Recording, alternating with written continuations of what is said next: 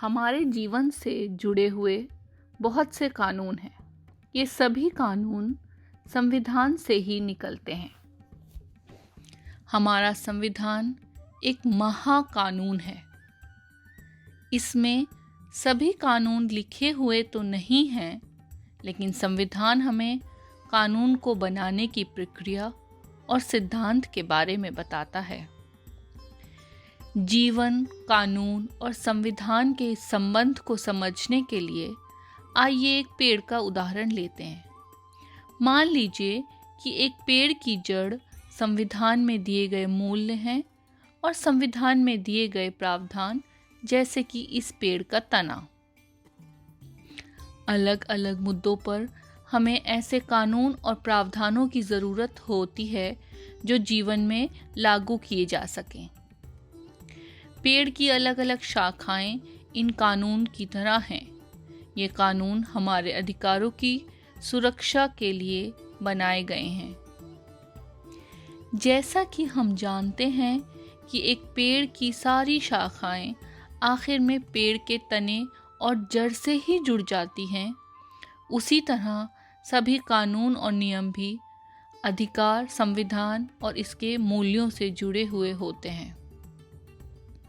कोई भी कानून संविधान के खिलाफ नहीं बनाया जा सकता। ऐसा कोई भी कानून असंवैधानिक घोषित करते हुए खारिज किया जा सकता है।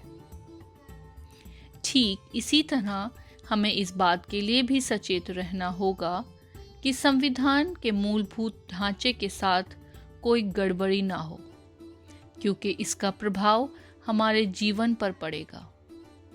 यानी कि जड़ और तने के साथ किसी भी तरह की गड़बड़ी इसकी शाखाओं को प्रभावित करेगी।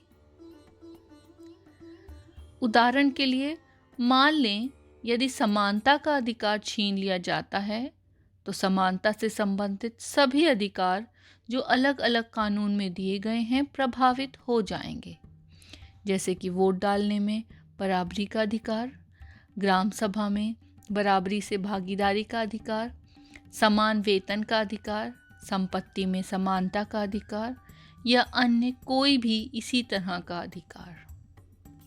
दूसरा उदाहरण है स्वतंत्रता का अधिकार। यदि स्वतंत्रता कम कर दी जाए या छीन ली जाए, तो हमें कहीं भी आने जाने का अधिकार, आज़ादी से बोलने और अपने विचार अपनी ग्राम सभा या कहीं भी रखने का अधिकार नहीं होगा, ना ही अपने धर्म को अपनाने का अधिकार होगा। इसलिए याद रखें कि ये हमारी जिम्मेदारी है कि हम इस बात के लिए सचेत रहें कि कोई भी कानून संविधान के विरुद्ध ना हो।